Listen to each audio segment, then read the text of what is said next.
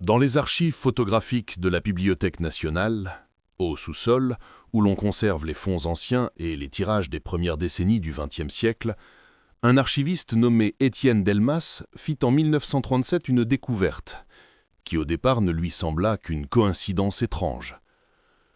En classant des clichés pris à Paris en 1901 sur les quais de la Seine, il remarqua la présence d'un homme en arrière-plan, immobile, légèrement tourné vers la gauche, vêtu d'un manteau sombre d'époque, le visage à moitié caché par l'ombre d'un chapeau. Rien d'inhabituel en soi, mais 2 jours plus tard, alors qu'il procédait au catalogage d'une série de photos prises à Lyon en 1905, il aperçut un individu qui semblait identique. Même posture discrète, même silhouette allongée, même manière de se tenir légèrement en retrait, presque absorbé dans l'arrière-plan de la scène. Intrivé, et pensant à une simple ressemblance fortuite, Étienne mit les 2 tirages côte à côte sur sa table de travail et sentit une légère tension monter en lui. L'homme semblait non seulement identique, mais placé de manière similaire, toujours dans une zone que l'œil ne remarque pas immédiatement. Au bord du cadre, près d'un mur, à l'extrémité d'une foule. Comme s'il évite intentionnellement la première ligne de perception.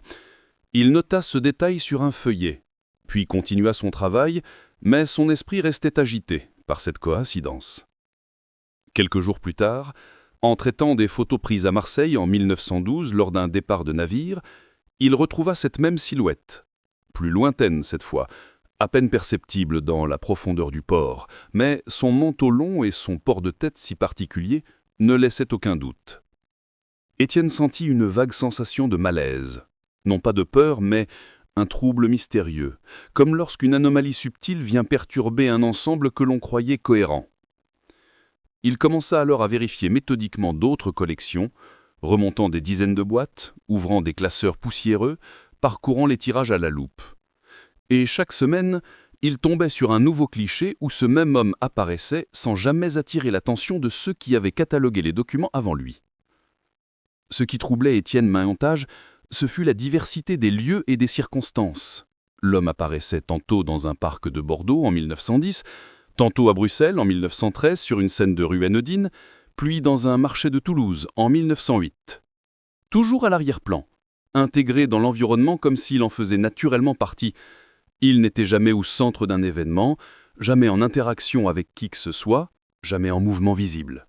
Toujours présent, mais comme effacé, absorbé par la scène.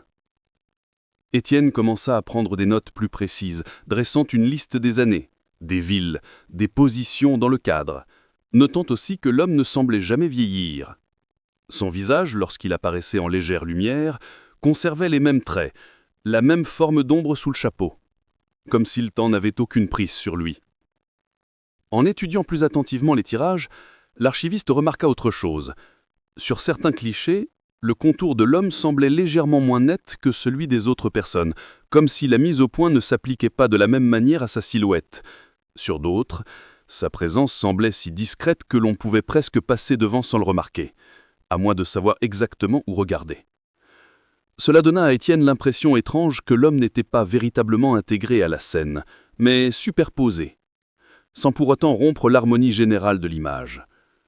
Poussé par une curiosité grandissante, il fouilla davantage dans les archives et découvrit que cette silhouette apparaissait même sur certaines photographies datées d'avant 1900.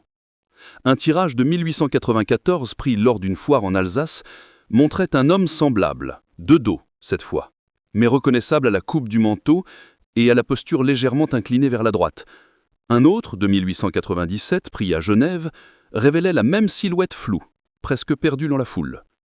Étienne, qui jusque-là considérait les photographies comme des fragments purement factuels du passé, commença à percevoir leur nature autrement. Elles devenaient des témoins silencieux, d'une continuité étrange, d'une présence qui traversait non pas les lieux, mais les images elles-mêmes. Il en parla d'abord à un collègue, mais celui-ci haussa les épaules, supposant qu'il s'agissait d'un type de silhouette courante à l'époque, un manteau à la mode, une posture habituelle. Pourtant, lorsqu'Étienne montra 3 clichés différents, le collègue perdit sa légèreté. L'homme ne changeait ni de visage, ni d'âge, ni de démarche. Ce n'était plus une coïncidence. Dès lors, l'archiviste commença à constituer un dossier secret rassemblant des dizaines de photos où l'homme apparaissait, toujours discret, toujours à la limite de la perception. Et plus il avançait, plus il avait l'impression que cet homme n'avait jamais voulu être remarqué, mais qu'il avait néanmoins laissé des traces pour ceux qui prendraient le temps de regarder. L'idée, encore vague, qu'une présence silencieuse traversait les époques par le biais de la photographie s'insinuait en lui. Il restait pourtant une question essentielle. Pourquoi cette silhouette était-elle là, partout et toujours à l'arrière-plan? Étienne ne trouvait pas encore de réponse, mais il savait qu'il venait de franchir un seuil. Ce qui avait commencé comme une simple observation devenait une enquête intime, un fil invisible qu'il devait suivre, peu importe où il le mènerait. Au cours de l'automne 1937, alors qu'Étienne Delmas poursuivait discrètement son enquête dans les fonds photographiques de la Bibliothèque nationale, le phénomène prit une dimension nouvelle, moins diffuse et plus troublante dans sa régularité, comme si la présence de cet homme, loin d'être un hasard statistique, obéissait à une logique encore invisible. Chaque semaine, l'archiviste découvrait d'autres clichés, provenant de collections totalement indépendantes, où la silhouette apparaissait à nouveau, parfois claire, parfois presque dissoute dans la profondeur de champ, mais toujours reconnaissable par cette posture légèrement penchée, cette manière de se tenir en retrait, comme s'il veillait à ne jamais interférer avec l'événement photographié. Ce qui surprit Étienne, ce fut l'universalité des lieux. Il trouva l'homme dans des scènes rurales de 1902, dans une photographie de 1909 représentant un marché animé de Strasbourg, puis dans un cliché de 1911 pris à Londres lors d'une exposition industrielle, et même dans une prise de vue d'Amsterdam datant de 1906, où la silhouette, minuscule mais distincte, se tenait sur un pont en arrière-plan.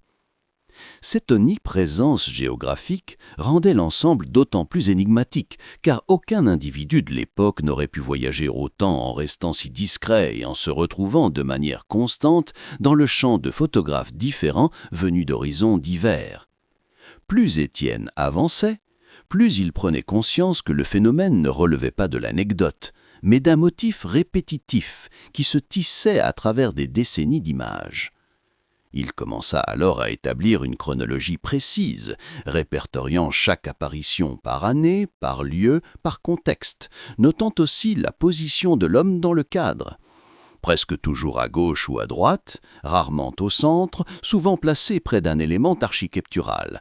Un lampadaire, un angle de bâtiment, une borne, comme s'il utilisait la structure de la scène pour se fondre dans l'environnement.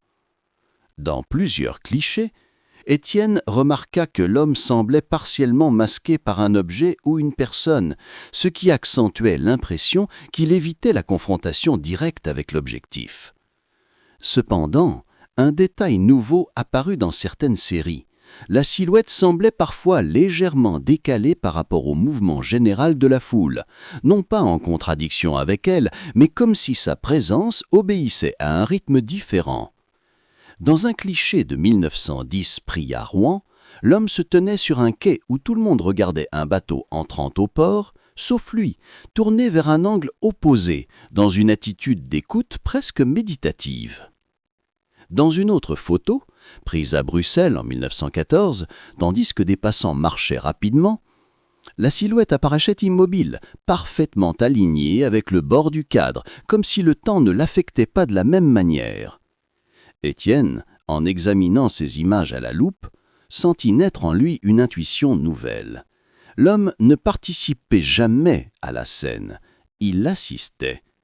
Il semblait être là comme un témoin discret, sans jamais interagir, sans jamais regarder le photographe, sans jamais manifester la moindre expression perceptible.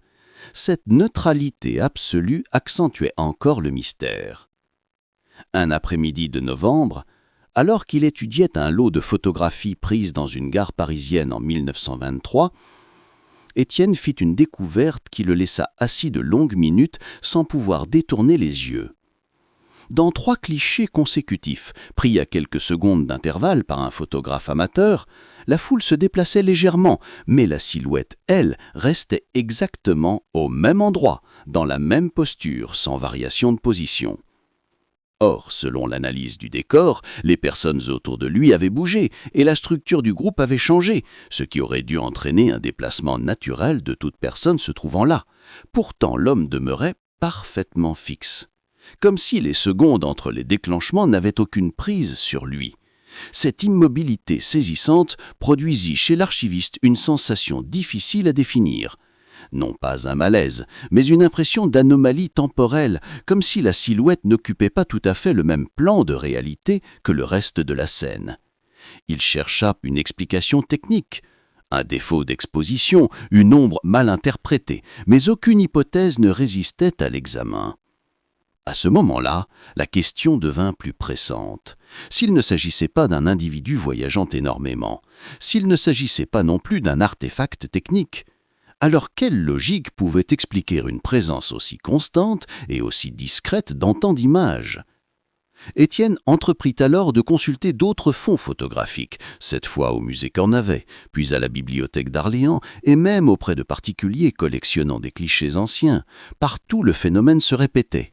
La même silhouette, le même manteau sombre, la même posture légèrement détournée. Dans une photo de 1930 prise à une fête foraine, l'homme apparaissait derrière un stand, presque absorbé par l'ombre. Dans un cliché de 1926 à Nice, il se tenait sur une terrasse en arrière-plan, le visage à peine visible. Dans une image prise à Lille en 1918, il se trouvait au bout d'une ruelle en profondeur de champ, comme s'il observait la scène sans jamais y entrer. Cette constance devint si frappante qu'Étienne commença à ressentir que l'homme n'était pas seulement une figure répétée, mais un motif silencieux, comme une forme persistante que le temps n'arrivait pas à effacer. Une idée vague, qu'il n'osait pas encore formuler, traversa son esprit. L'homme ne semblait pas être limité par les lieux, ni par les époques, mais seulement par la photographie elle-même. C'était comme si sa présence n'existait qu'au moment où un objectif se braquait sur un espace, comme s'il apparaissait uniquement lorsqu'une scène devenait image. Cette pensée le troublait profondément, non pas de sa nature étrange, mais par la cohérence inattendue qu'elle apportait aux observations de ces derniers mois. Étienne, désormais convaincu qu'il devait comprendre la nature du phénomène, se promit d'élargir encore son enquête. Et c'est à ce moment-là qu'il découvrit dans un fonds privé une photographie datant de 1889 où l'homme apparaissait déjà, identique, inchangé, dans un coin d'image à peine éclairé. Cette apparition antérieure à tout autre qu'il connaissait ouvrait une nouvelle phase de son investigation. La silhouette n'était pas un témoin du XXe siècle, elle le précédait. Et ce constat, aussi discret que vertigineux, allait changer le regard d'Étienne sur toutes les images qu'il examinera désormais. En avançant dans son enquête au début de l'hiver 1937, Étienne Delmas sentit que le mystère qui entourait la silhouette n'était plus seulement une anomalie statistique ou un motif récurrent dans les photographies anciennes. Il devenait une présence intellectuelle, presque un fil conducteur qui semblait guider ses pas dans les archives, comme si chaque découverte appelait la suivante. Après avoir identifié une apparition en 1889, il décida de remonter plus loin encore, persuadé que d'autres clichés antérieurs pouvaient contenir des traces de ce même homme. Il passa plusieurs semaines à examiner des fonds photographiques datant de la fin des années 1870, souvent abîmés, mal classés, parfois mal datés, mais suffisamment lisibles pour discerner des silhouettes en arrière-plan. Il trouva alors un cliché pris en 1892 à Montpellier, une scène anodine d'un marché, mais au bord du cadre, à demi masqué par une charrette, se tenait quelqu'un dont la posture lui rappela immédiatement la silhouette familière. L'image étant trop altérée pour distinguer les traits, Étienne ne put conclure avec certitude, mais la similarité de la position, légèrement décalée, tournée vers l'extérieur de la scène, renforça son intuition. Quelques jours plus tard, en explorant un fonds suisse de 1887, il tomba sur une photographie d'un groupe d'ouvriers posant devant un chantier. Derrière eux, à l'extrémité de la composition, Une figure sombre paraissait immobile, presque détachée du reste, comme si elle n'avait pas été invitée à participer à la pose. Encore une fois, la qualité de l'image empêchait une identification nette, mais Étienne reconnut la même attitude d'effacement, la même manière d'être présent sans s'imposer. Puis, brusquement, tout bascula lorsqu'il tomba sur une série de clichés provenant d'un photographe amateur lyonnais, réalisés en 1890, 3 photographies consécutives montrant une rue animée, et sur chacune d'elles, malgré des variations dans la foule et dans l'éclairage, la silhouette apparaissait exactement au même endroit, dans la même posture, comme si elle ne se déplaçait pas d'une image à l'autre. Étienne resta longtemps penché sur ces tirages, cherchant une explication plausible, peut-être un défaut du négatif, une superposition involontaire, mais les plaques étaient intactes, et les variations de lumière entre les 3 prises excluaient toute manipulation. Il réalisa alors que ce qui l'intriguait depuis des mois n'était pas seulement une répétition visuelle, mais un paradoxe temporel. La silhouette semblait être liée non aux scènes photographiées, mais au dispositif même de la photographie.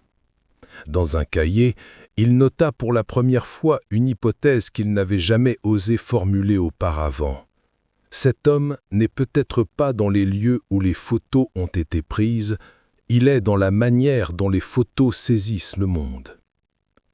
Cette pensée, aussi abstraite qu'elle paraisse, lui donnait un cadre pour comprendre ce qu'il observait. La silhouette apparaissait toujours à la limite de la perception, dans des zones où le regard humain ne se posait pas spontanément, comme si elle n'avait pas besoin d'exister pleinement pour être enregistrée par l'image. Plus surprenant encore, Étienne découvrit que dans plusieurs tirages, le décor derrière l'homme semblait légèrement altéré, très subtilement, comme si la lumière se réfractait différemment autour de lui. Ce n'était pas une distorsion évidente, seulement une légère incohérence de contraste, une nuance difficile à décrire, mais que l'œil averti de l'archiviste ne pouvait ignorer. Il s'interrogea longuement. S'agissait-il d'un défaut d'exposition propre aux appareils anciens, d'une variation dans le développement du tirage? Alors, il compara la silhouette à des artefacts connus. Halo, ombre parasite, superposition, mais rien ne correspondait. Le phénomène n'impliquait aucune erreur technique et sa régularité excluait la coïncidence. Pourtant, le plus troublant restait à venir. En examinant un cliché de 1903 montrant une rue de Nantes, il constata que la silhouette semblait légèrement en avance sur la perspective du trottoir, comme si elle n'était pas tout à fait soumise au même point de fuite que le reste de l'image. À peine perceptible, ce décalage se répétait pourtant sur d'autres clichés, donnant l'impression que l'homme n'appartenait pas exactement au même plan que les personnes et les objets photographiés.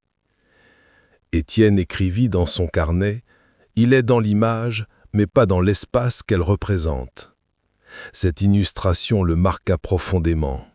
Dès lors, il entreprit de comparer des dizaines de tirages avec une rigueur quasi scientifique, notant les déformations, les décalages, les variations. Il finit par établir un schéma. La silhouette apparaissait toujours dans les zones où la photographie captait moins de lumière, ombre portée, bord de cadre, arrière-plan diffus, comme si le phénomène avait besoin des marges, des seuils, des espaces où la perception humaine se fait plus hésitante. Au fil de ses observations, Étienne commençait à éprouver une étrange familiarité avec cette silhouette, comme si, après l'avoir tant cherchée, elle lui devenait moins étrangère. Il remarqua même que dans certains clichés, l'homme semblait orienter sa posture d'une manière qui évoquait un léger mouvement, une transition entre 2 positions, comme si le photographe avait capturé un instant précis d'un déplacement trop subtil pour l'œil humain. Cette idée l'obsédait au point qu'il fit un rêve récurrent. Un grand couloir rempli de photographies suspendues et dans chacune, la silhouette se trouvait toujours au même endroit, comme si elle l'attendait. Étienne ne croyait pas au symbole, mais ce rêve le poussa à approfondir son enquête. Ce fut alors qu'il découvrit un détail qui allait donner à toute l'affaire une nouvelle dimension. Dans un cliché de 1907 pris dans un village breton, la silhouette semblait légèrement plus proche qu'à l'accoutumée, et pour la première fois, Étienne crut discerner une expression. Pas un visage clairement dessiné, mais une intention dans l'inclinaison de la tête, comme si l'homme regardait non pas la scène photographiée, mais l'objectif lui-même. Cette découverte discrète, presque imperceptible, fit battre le cœur de l'archiviste un peu plus vite. Pendant des mois, il avait étudié un motif sans jamais penser qu'il pourrait un jour donner l'impression de le regarder en retour. Il repoussa cette idée, trop étrange pour être logique, mais elle resta en lui comme une note discordante. Il ne pouvait s'empêcher de penser que la silhouette ne se contentait pas de traverser les images, elle semblait savoir qu'elle y était. À mesure qu'Étienne Delmas avançait dans son travail au début de l'année 1938, il se rendait compte que sa manière d'observer les photographies avait profondément changé. Là où auparavant il repérait des détails techniques, des variations d'exposition ou des informations historiques, il cherchait désormais presque instinctivement la silhouette, comme si celle-ci était devenue un repère visuel qui organisait sa lecture des images. Il avait développé un sens particulier pour détecter les zones d'ombre, les bords de cadre, les arrière-plans flous, comme si son œil était entraîné à deviner où l'homme pourrait apparaître. Cette focalisation nouvelle l'amena à remarquer des détails qu'il n'aurait jamais relevés auparavant. Dans plusieurs clichés, la présence de la silhouette semblait légèrement modifier la distribution de la lumière, créant une zone de densité différente, non pas sombre, mais subtilement décalée par rapport au contraste habituel. Cela ne ressemblait pas à un défaut de développement, car toutes les autres zones du tirage étaient parfaitement cohérentes. Cette anomalie ténue confirmait son intuition que la silhouette n'était pas un élément simplement physique dans l'espace photographié, mais une forme d'existence inscrite dans le moment même de la prise de vue. En février 1938, alors qu'il classait une série de photos prises dans les Alpes en 1912, Étienne fit une observation déterminante. Dans 3 clichés successifs, montrant un groupe de voyageurs montant un sentier, la silhouette apparaissait d'abord loin derrière le groupe, presque indistincte, puis plus proche dans la seconde image, avant de se retrouver à une distance identique dans la 3e, alors que les randonneurs, eux, avaient clairement progressé. La silhouette semblait avancer, puis revenue en arrière, mais sans correspondre au déplacement du reste de la scène. Cette incongruité défiait la logique des prises successives, car aucune personne ne pouvait se tenir à 3 positions différentes en un temps si court sans être perceptible par les témoins de la scène. Étienne resta longtemps penché sur ces 3 photographies, notant la constance de la silhouette, toujours la même inclinaison de tête, toujours la même manière de se tenir légèrement oblique, comme si elle traversait les images avec une intention qui ne dépendait pas du monde physique. Cette constatation ouvrit une réflexion nouvelle. La silhouette n'était peut-être pas seulement un motif récurrent, mais une forme de cohérence interne. Elle semblait obéir à un rapport singulier au temps, un temps qui n'était pas celui vécu par les personnes photographiées, mais celui de l'enregistrement lui-même. Comme si chaque déclenchement d'appareil offrait une fenêtre où l'homme pouvait apparaître. Au fil des jours, Étienne commença à se demander si la silhouette était captée par la lumière ou si elle existait précisément dans l'instant où la lumière devenait image. Cette distinction subtile l'obsédait. Et si la silhouette n'était pas liée au lieu, ni au photographe, mais à l'acte même de fixer un moment? Dans un tirage pris à Bordeaux en 1904, l'homme apparaissait à l'extrémité d'un quai, sa silhouette si discrète que le premier regard l'ignore totalement.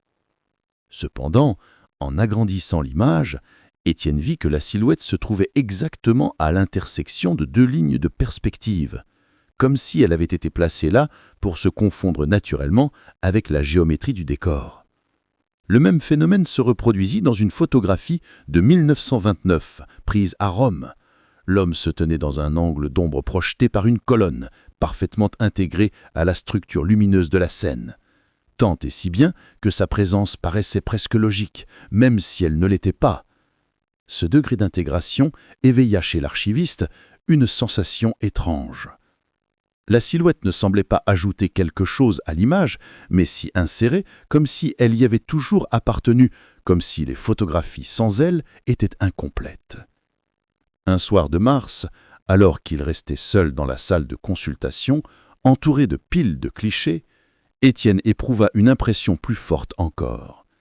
En fixant une photographie de 1901 où l'homme apparaissait près d'une porte, il eut la sensation que la silhouette n'était pas seulement dans l'image, mais qu'elle orientait son regard. Cela ne dura qu'un instant, et il repoussa aussitôt cette intuition, conscient qu'il projetait peut-être son obsession sur un détail visuel. Pourtant, cette idée revint lorsqu'il consulta les archives d'un photographe ambulant de Rennes. Dans une série de clichés réalisés la même journée en 1915, la silhouette apparaissait 3 fois, toujours à une distance similaire de l'objectif, comme si elle connaissait l'emplacement du photographe ou anticipait le moment où l'appareil allait saisir la scène. Cette fois, Étienne sentit qu'un fil invisible reliait le phénomène. La silhouette ne semblait pas se déplacer dans l'espace réel, mais dans un espace particulier, celui du cadrage. Elle apparaissait non pas là où une personne se serait trouvée, mais là où l'image l'aurait naturellement accueillie. En notant cela, l'archiviste sentit une transformation intérieure. Le mystère n'était plus seulement un objet d'étude, il devint une manière nouvelle de percevoir la relation entre les images et le monde. L'idée que la silhouette pouvait exister à travers les photographies plutôt qu'à l'intérieur de leur scène lui paraissait désormais moins étrange. Un détail, enfin, le troubla plus profondément. Dans 2 clichés espacés de 20 ans, pris l'un en 1908, l'autre en 1928, l'homme avait exactement la même position des mains, le même angle de tête, comme si la posture n'était pas celle d'un corps, mais d'une forme fixée. Ce qui signifiait, d'une manière encore difficile à accepter, que la silhouette ne changeait jamais. C'était cette immobilité intemporelle, plus que toute autre chose, qui fit comprendre à Étienne que son enquête ne relevait plus de la simple archivistique. Il se trouvait devant un phénomène qui défiait la notion même de continuité historique. Il décida alors d'élargir encore son champ de recherche, déterminé à découvrir si la silhouette pouvait apparaître dans des images plus anciennes que tout ce qu'il avait examiné jusqu'ici. Et c'est précisément ce choix qui allait l'amener quelques semaines plus tard à une découverte qui modifierait radicalement sa compréhension du phénomène. Au début du mois d'avril 1938, alors qu'Étienne Delmas poursuivait son enquête avec une détermination croissante, il sentit que le phénomène prenait une ampleur qu'il n'aurait jamais imaginée. Ce qu'il croyait être un motif discret, une silhouette surgissant dans quelques tirages isolés, révélait désormais une continuité historique qui dépassait le cadre des archives qu'il avait examinées jusqu'ici. Il décida alors de consulter des photographies encore plus anciennes, non pas celles conservées dans les bibliothèques nationales, mais celles des collections privées, souvent oubliées dans les greniers, les tiroirs, les boîtes métalliques appartenant à des familles qui avaient conservé des images depuis plus de 50 ans. Grâce à l'un de ses collègues, il obtint l'autorisation d'accéder à un fonds familial exceptionnel, les albums des frères Duvernay, 2 amateurs qui avaient commencé à photographier dès les années 1870, à une époque où la pratique était encore réservée aux passionnés éclairés. Dans ces albums, aux pages cartonnées, dont certaines étaient gondolées par l'humidité, Étienne trouva des dizaines de photographies prises entre 1874 et 1883. Scènes rurales, portraits posés, rues de village, fêtes locales, et ce fut au cœur de ces images qu'il fit une découverte décisive. Dans une photographie datée très précisément du 3 septembre 1875, représentant un groupe d'enfants jouant près d'un lavoir, il remarqua, au loin, à peine visible dans l'ombre portée d'un mur, une silhouette fine, immobile, si discrète qu'elle semblait presque un défaut du papier, mais parfaitement reconnaissable pour celui qui savait ce qu'il cherchait. Le manteau sombre, la posture légèrement inclinée, l'absence de mouvement, l'orientation de la tête, tout correspondait.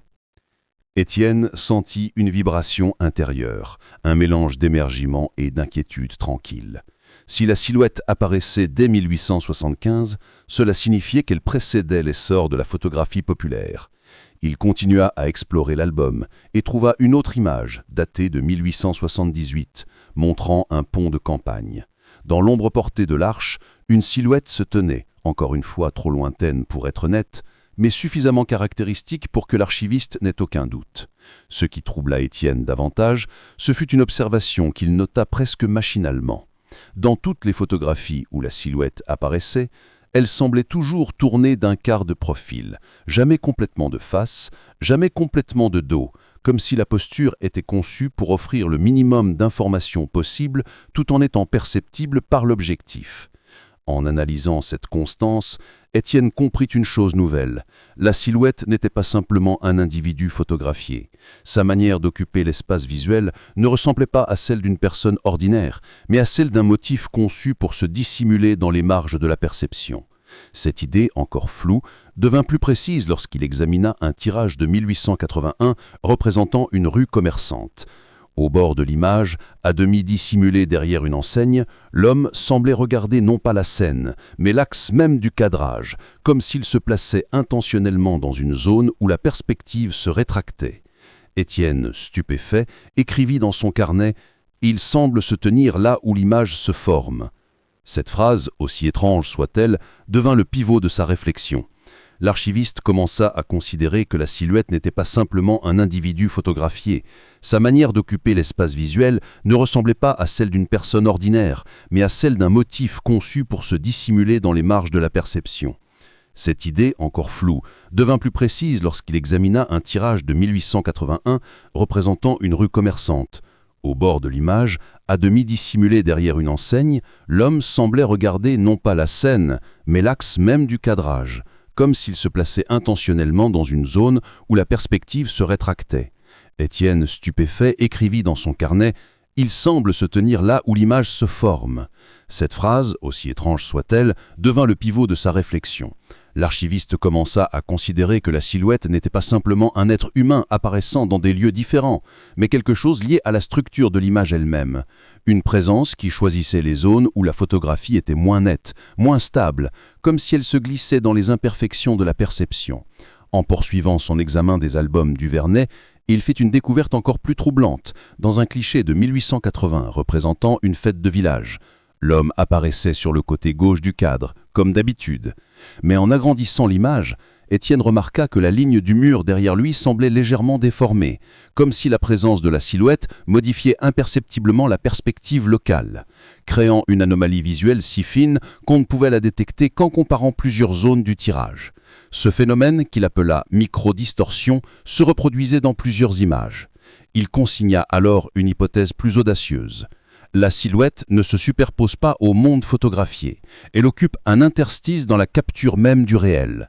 Cette idée le fascinait autant qu'elle le déstabilisait, car elle ouvrait une question vertigineuse. La silhouette apparaît-elle seulement parce que la photographie, en tant que technique, crée les conditions nécessaires à son existence visuelle ? Étienne, de plus en plus absorbé par sa recherche, en oubliait parfois l'heure, laissant les clichés s'accumuler autour de lui comme des témoins silencieux d'un phénomène qu'il commençait à percevoir comme une structure, non pas comme une apparition. Un soir, alors qu'il examinait un tirage de 1874, l'un des plus anciens qu'il avait entre les mains, il remarqua quelque chose qu'il n'avait encore jamais observé, un léger décalage dans la texture du papier à l'endroit précis où la silhouette apparaissait, comme si l'image avait dû absorber quelque chose de plus dense que le décor environnant. Ce détail technique, presque imperceptible, renforçait sa conviction que la silhouette n'était pas simplement présente dans la scène, mais qu'elle interagissait d'une manière inconnue avec le support photographique. À ce stade, Étienne ne cherchait plus à savoir qui était cet homme, mais plutôt ce qu'il représentait. Et c'est cette question, plus fondamentale encore, qui allait le conduire à une découverte inattendue. Dans un fonds provincial qu'il consulta la semaine suivante, il tomba sur une photographie dont la date défiait tout ce qu'il avait établi jusqu'alors. Un cliché de 1864, l'un des tout premiers tirages de la région. Et dans un recoin assombri, presque effacé, la silhouette apparaissait déjà. Lorsque Étienne Delmas découvrit, au début de l'été 1938, la photographie datée de 1864 où la silhouette apparaissait déjà, immobile, placée à la frontière du cadre, dans une zone si sombre qu'elle semblait à peine enregistrée, il ressentit non pas de la peur, mais une forme de vertige serein, comme si le phénomène, soudain projeté en arrière dans le temps, ouvrait une profondeur nouvelle dans sa compréhension du monde des images. Cette présence, antérieure à tout ce qu'il avait étudié jusque-là, transformait la nature même de son enquête. Elle ne relevait plus seulement de la chronologie photographique, mais de l'histoire de la perception visuelle elle-même. L'homme n'était pas apparu avec l'essor de la photographie, il semblait avoir existé à l'instant même où la technique avait acquis la capacité de capturer une scène. Étienne décida alors de vérifier une intuition audacieuse. Si la silhouette n'était pas liée à une époque ou à un lieu, peut-être apparaissait-elle aussi dans des tirages expérimentaux, réalisés par les pionniers de la photographie, des images qu'on ne montre plus, conservées dans des collections scientifiques. Il obtint un accès exceptionnel aux archives d'un ancien laboratoire parisien, où étaient conservés des daguerréotypes, des plaques au collodion humide et des tirages d'essais datant des années 1850. La plupart de ces images étaient abîmées, partiellement effacées, mais certaines conservaient encore des zones lisibles. Dans un daguerréotype de 1856, représentant une place presque vide, Étienne crut distinguer une forme allongée, trop floue pour être identifiée clairement, mais suffisamment distincte pour évoquer la silhouette qu'il cherchait depuis des mois. Il se pencha davantage, ajustant la lumière, et constata que la figure se tenait exactement à l'endroit où le contraste devenait moins stable, comme si elle exploitait la limite technique de l'appareil. Cette constatation renforça en lui une hypothèse qu'il n'avait pas osé formuler. La silhouette semblait exister non pas dans l'espace réel, mais dans l'espace où la lumière devenait image, un espace intermédiaire que la photographie rendait perceptible. En poursuivant ses recherches, il remarqua un détail encore plus significatif. Sur plusieurs tirages anciens, les contours de la silhouette semblaient légèrement différents d'une image à l'autre, non pas dans la posture ou les vêtements qui demeuraient identiques, mais dans la manière dont elle se détachait du décor, comme si elle apparaissait avec une intensité variable selon les propriétés techniques du procédé utilisé. Sur les photographies au collodion, elle était plus dense, presque opaque. Sur les premiers tirages argentiques, elle semblait plus fine, plus diffuse. Sur un verre négatif de 1859, elle apparaissait presque entièrement absorbée par l'ombre d'un pilier. Étienne comprit alors que la silhouette n'était pas un être matériel fixé à un corps, mais une présence qui s'exprimait par la photographie elle-même et dont la forme dépendait du procédé technique. Il se demanda si la môme avait une existence réellement autonome ou s'il était simplement le reflet d'une limite humaine dans la perception du monde capturé. Cette réflexion l'amena à étudier les cahiers de plusieurs photographes anciens, espérant y trouver une mention, même vague, d'une silhouette apparaissant sur leur tirage. Ce fut finalement dans les notes d'un photographe de Dijon, daté de 1872, qu'il trouva une phrase énigmatique. Toujours cette figure au bord, comme si elle attendait quelque chose. Étienne relut cette phrase à maintes reprises, frappé par l'étrange concordance entre une remarque vieille de plus d'un semi-siècle et ce qu'il observait aujourd'hui. La silhouette ne traversait pas seulement les photos, elle traversait la mémoire photographique. Il continua d'accumuler des preuves jusqu'au jour où il tomba sur un tirage qui changea définitivement sa perspective. Une photographie d'atelier, datée approximativement de 1862, représentant une série d'objets posés sur une table, sans aucune présence humaine. Pourtant, dans l'angle inférieur gauche, à peine visible, une forme sombre s'esquissait, comme si la silhouette avait été captée sans intention dans un espace où aucune personne n'était censée se trouver. Cette découverte bouleversa Étienne, car il prouvait que la silhouette n'était pas liée à la scène photographiée, mais à l'acte même de photographier. Cette présence intervenait dans l'espace où le réel devenait représentation. Alors que ses recherches touchaient à leur apogée, l'archiviste fit une dernière observation, peut-être la plus importante. En comparant des clichés espacés de plusieurs décennies, il réalisa que la silhouette apparaissait parfois à des positions qui semblaient anticiper le cadrage, comme si elle savait où se placer pour être enregistrée.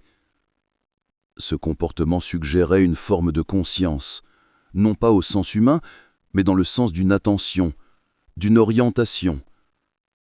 Étienne écrivit alors dans son carnet « Ce n'est pas un homme qui traverse les images, c'est quelque chose qui se montre parce que l'image existe. » Cette phrase marqua pour lui la fin de l'enquête, non pas parce qu'il avait trouvé une explication, mais parce qu'il avait compris que le phénomène n'appelait pas de réponse définitive. Un après-midi de septembre, tandis qu'il rangeait les tirages sur la longue table de consultation, il remarqua un détail discret. Sur une photographie récente qu'il avait laissée à l'écart, prise par un collègue lors d'un inventaire en 1936, la silhouette apparaissait à l'arrière-plan, dans le reflet d'une vitre. Jusqu'ici, Étienne avait cherché la silhouette dans les photographies anciennes. Il réalisa soudain qu'elle pouvait être encore là, dans les images du présent. Il resta longtemps immobile, regardant la silhouette sur ce tirage contemporain, puis referma lentement le dossier qu'il constituait depuis près d'1 an. Il n'ajouta aucune conclusion à son rapport, sachant que toute tentative d'interprétation serait insuffisante. Il écrivit seulement « Il continue ». Ce fut la dernière mention officielle du dossier d'Étienne, conservé encore aujourd'hui dans les archives.